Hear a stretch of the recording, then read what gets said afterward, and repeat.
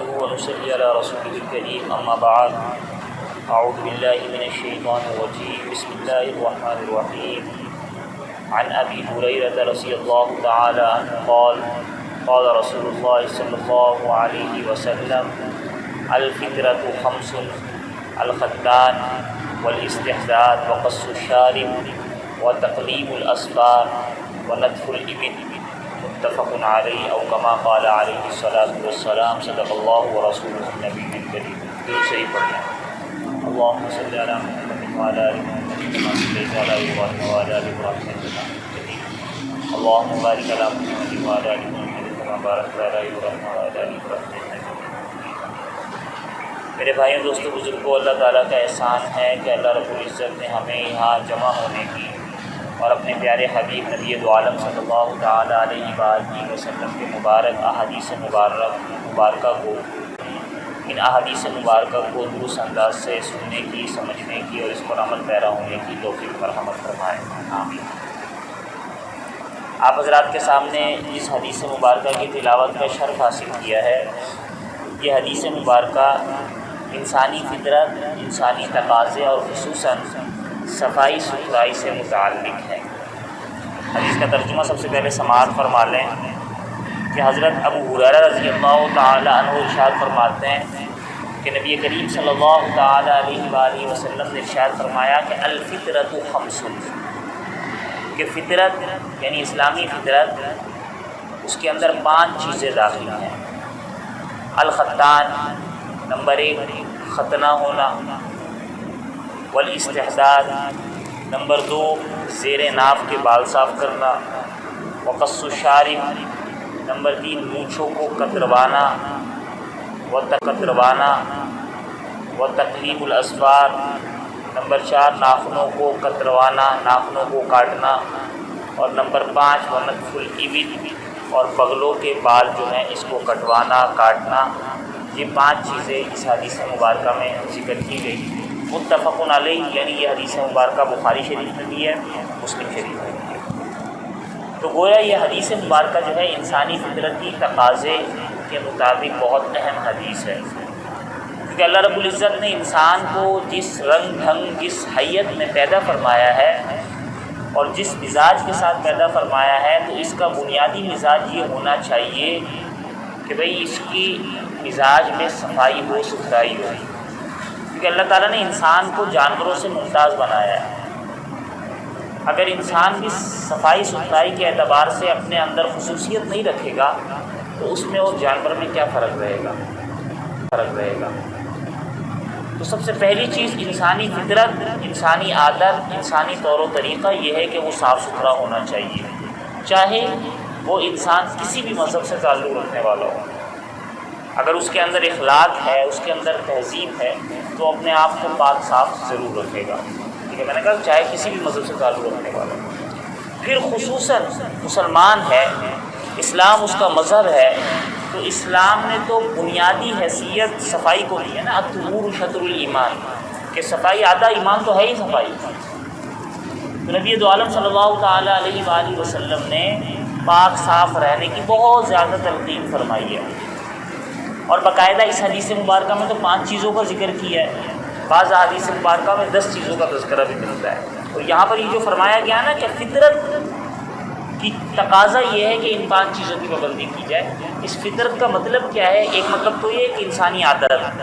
دوسرا مطلب یہ ہے اس فطرت کا کہ وہ چیز جو انبیاء کرام علیہ الصلاۃ والسلام کا طور و طریقہ ہوا کرتا تھا، کہ جس پر شریعتیں متفق تھیں، پہلی شریعتیں بھی اور پہلے انبیاء کرام علیہ الصلاۃ والسلام بھی جس چیز کو اپنی عادت بنایا کرتے تھے، وہ چیز کہلاتی ہے فطرت۔ تو یہ جتنی بھی چیزیں یہاں پر 5 چیز ذکر کی گئی ہیں، یہ انبیاء کرام علیہ الصلاۃ والسلام کا اس اعتبار سے اپنے آپ کو صاف ستھرا رکھنے کی عادت تھی، ان کا طور و طریقہ تھا، اور ان کا ایک جو ہے جسے کہتے تھا نا سنت انبیاء کی، تو یہ انبیاء کرام علیہ الصلاۃ والسلام کی سنت تھی۔ اب میں باری باری ایک ایک چیز کے بارے میں تھوڑی وضاحت کرتا چلا جاؤں۔ یہاں پر 5 چیزوں کا ذکر کیا گیا ہے، باقی حدیث مبارکہ میں کئی جگہ پر 10 چیزوں کا بھی ذکر آتا ہے۔ انہی 5 چیزوں کو اگر ہم اپنے سامنے رکھیں تو اس میں پہلی چیز جو ذکر کی گئی ہے الختان، کہ ختنہ کا ہونا، ٹھیک ہے، جسے ہماری اردو زبان میں کہتے ہیں مسلمانی، ٹھیک ہے، یعنی اللہ تعالیٰ کی طرف سے انسان کے جو شرمگاہ کی ایک جگہ ہے، مردوں کی شرمگاہ کی جگہ، وہاں پر جو ہے ایک قسم کا ایک جلد اور چمڑا ہوا کرتا ہے۔ وہ جلد اور چمڑا جو ہے وہ بسا اوقات، بلکہ اکثر و بیشتر وہ جلد اور چمڑا نجاست اور ناپاکی کو روک لیتا ہے۔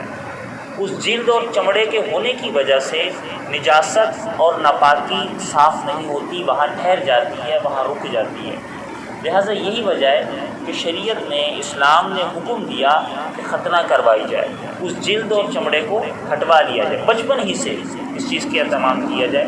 ٹھیک ہے۔ اور مسلمانوں میں عموماً یہ طور و طریقہ بھی ہے، ٹھیک ہے۔ تو اس جلد اور چمڑے کے ہٹا لینے کے بعد پھر وہاں پر وہ نجاست کا، ناپاکی کا رکنا ممکن نہیں ہے۔ لہذا اس وجہ سے اسلام نے حکم دیا ہے تاکہ بندہ اگر کبھی ناپاک ہو رہا ہے یا نجاست اس جلد یا چمڑے میں رک رہی ہے تو اب وہ وضو کرے گا، نماز پڑھے گا، تو اس کی نمازیں اور وضو کہاں سے قبول ہوگی۔ لہٰذا پہلی چیز جو اسلام نے حکم دیا ختنہ کرنے کا، اس کی میں نے وضاحت آپ حضرات کے سامنے کر دی تاکہ نجاست، ناپاکی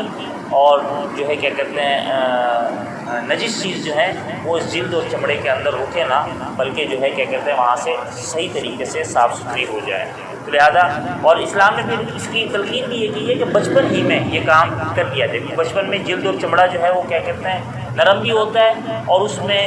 آسانی کے ساتھ یہ عمل دہرا بھی لیا جاتا ہے۔ 7 سال کی عمر تک حکم دیا گیا، بعض کتابوں میں لکھا ہوا ہے کہ 7 سال سے پہلے بچے کی ختنہ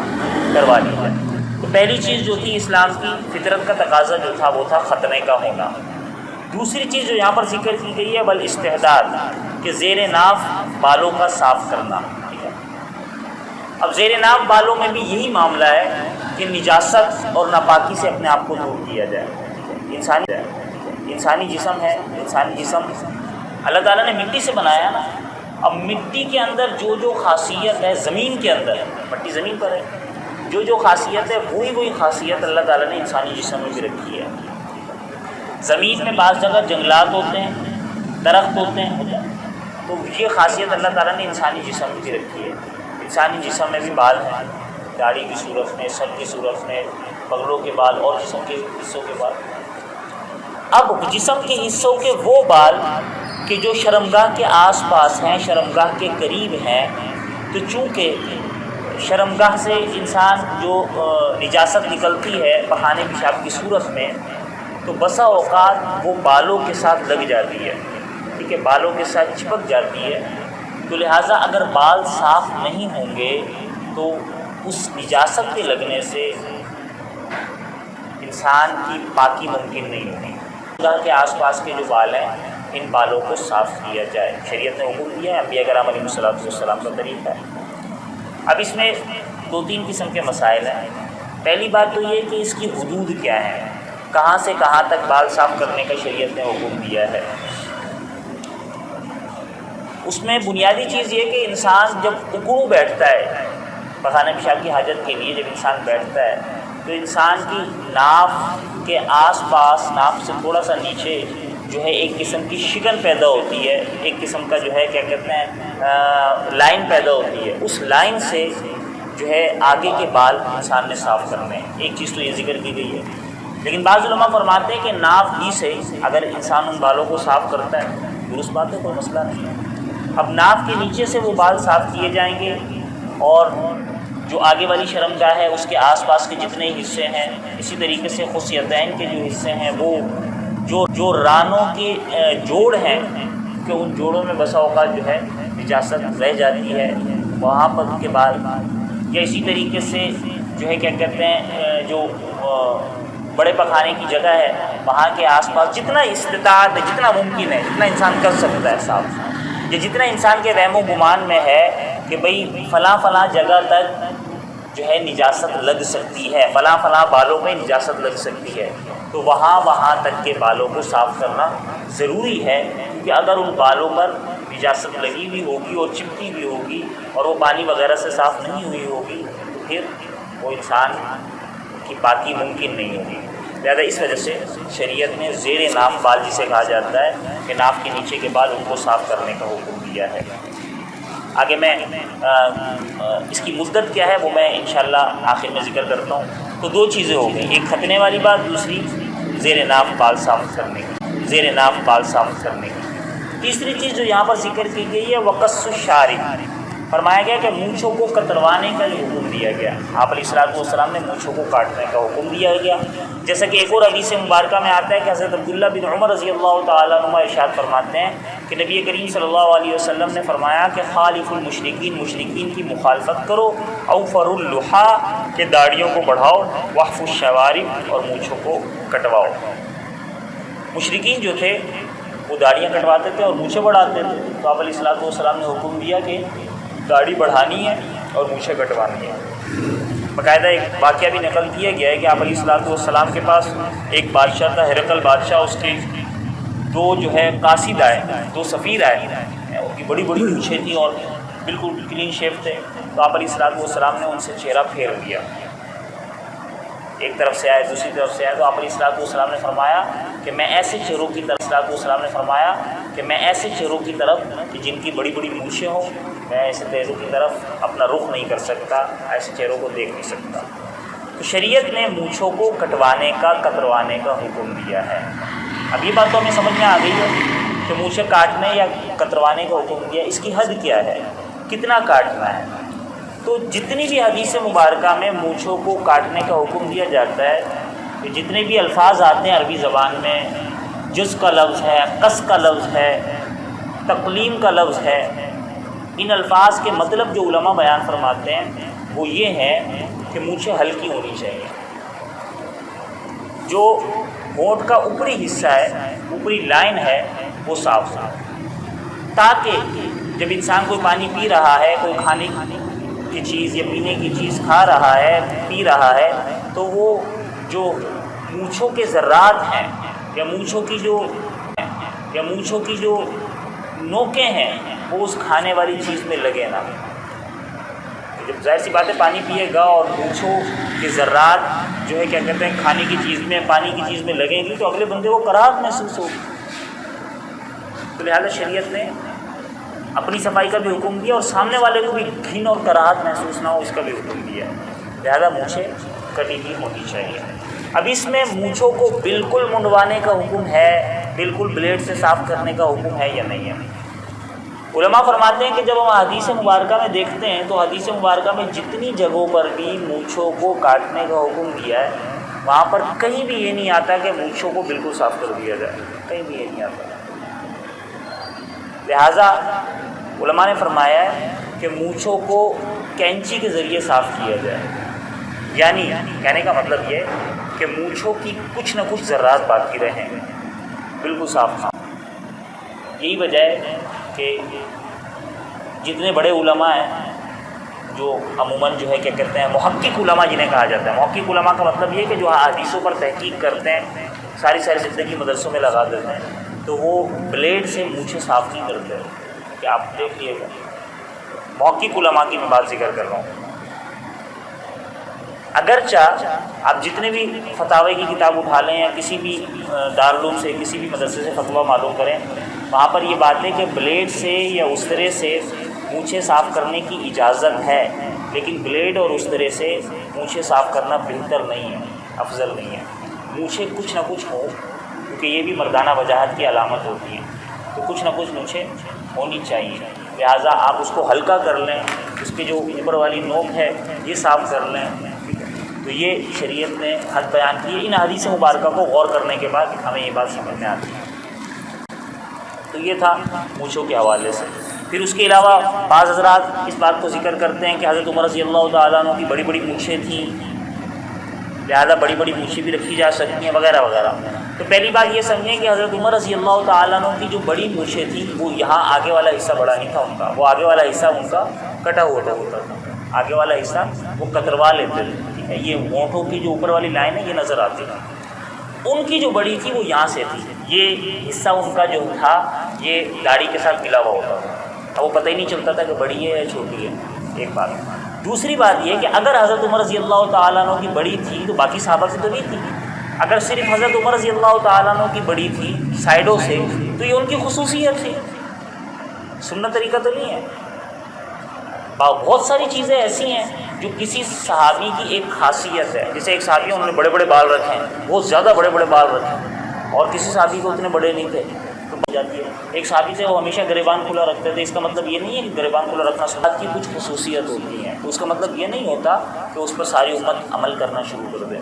لہذا وہ سنت عمل نہیں کہلاتا، وہ ان کی خصوصیت ہے۔ تو حضرت عمر رضی اللہ تعالیٰ عنہ کی اگر سائڈوں سے بڑی تھی تو وہ ان کی ایک خصوصیت تھی، لیکن بہرحال مونچھیں کم ہونی چاہیے، بالکل بندہ کٹوائے بھی نہیں، بالکل منڈوائے بھی نہیں، اور اس کو زیادہ بڑی بھی نہ رکھے۔ تو مونچھوں کے حوالے سے یہ چیز ہو گئی۔ یہاں پر چوتھی چیز اگر ذکر کی جا رہی ہے کہ وتقلیم الاظفار، کہ فطرت اور طور و طریقہ یہ ہے کہ اپنے ناخنوں کو کٹوائے، ناخن کٹے ہوئے ہونے چاہیے۔ اب ناخن کتنے کٹے ہوئے ہونے چاہیے، ٹھیک ہے، تو اس بارے میں یہ ہے کہ اتنے کٹے ہوئے ہونے چاہیے کہ انسان کی جلد کو تکلیف نہ پہنچے، انسان کے جلد کو اس کی جو ہے کیا کہتے ہیں جو پورے ہیں، جو انگلیاں ہیں، ان انگلیوں کو تکلیف نہ پہنچے، اتنے کٹے ہوں، اس سے بڑے، کیونکہ ناخن بڑے ہوں گے ظاہر سی بات ہے ان میں میل کچیل ہوں گے، ظاہر سی بات ہے ان میں میل کچیل ہوگا، وہ میل کچیل جو ہے کھانے میں جائے گا، کراہت محسوس ہوگی،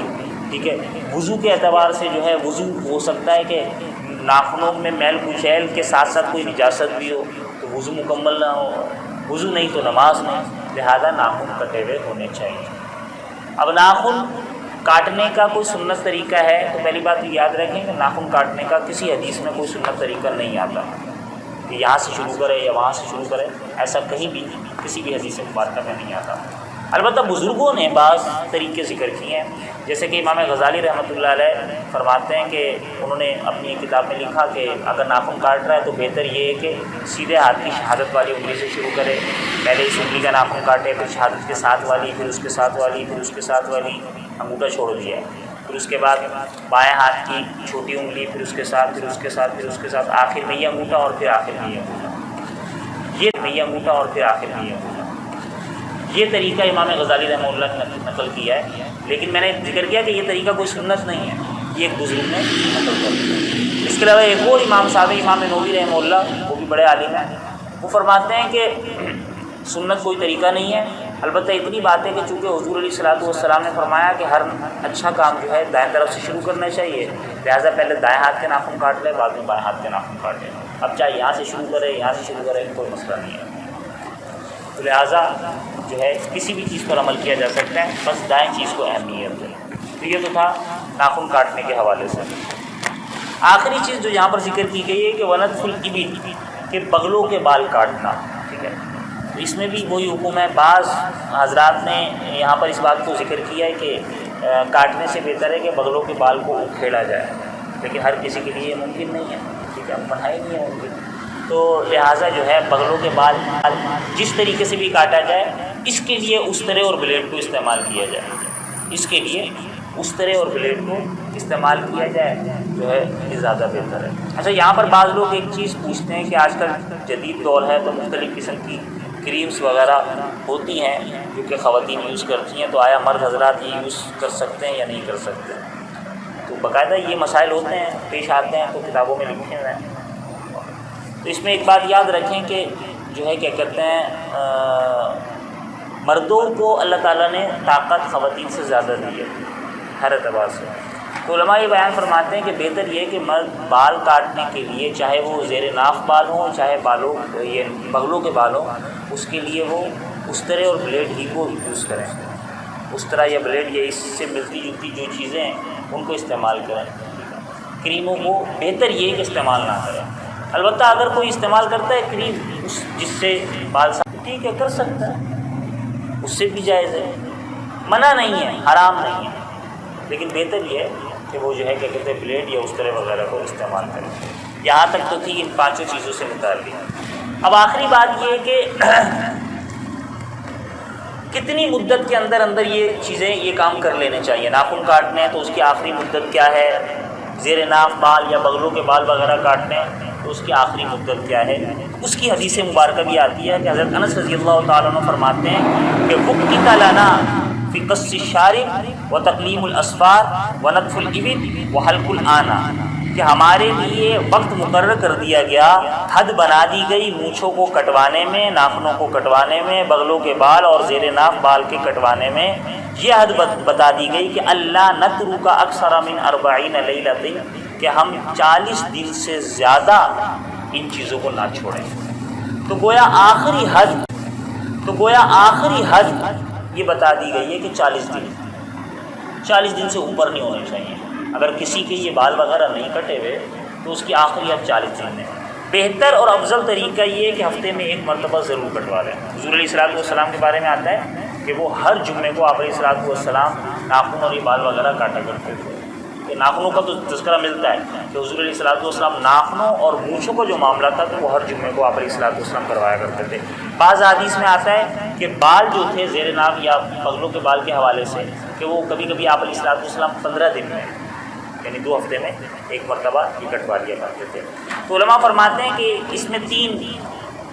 حیثیتیں ہیں۔ پہلی حیثیت افضل اور بہتر والی ہے۔ افضل اور بہتر یہ ہے کہ ہفتے میں ایک مرتبہ، اور جمعے کا دن اس کے لیے سب سے بہتر ہے، ٹھیک ہے۔ افضل اور بہتر یہ کہ ہفتے میں جمعے والے دن جو ہے ضرور ان چیزوں سے اپنے آپ کو پاک صاف کر لیں، اور اس میں ایک مناسب،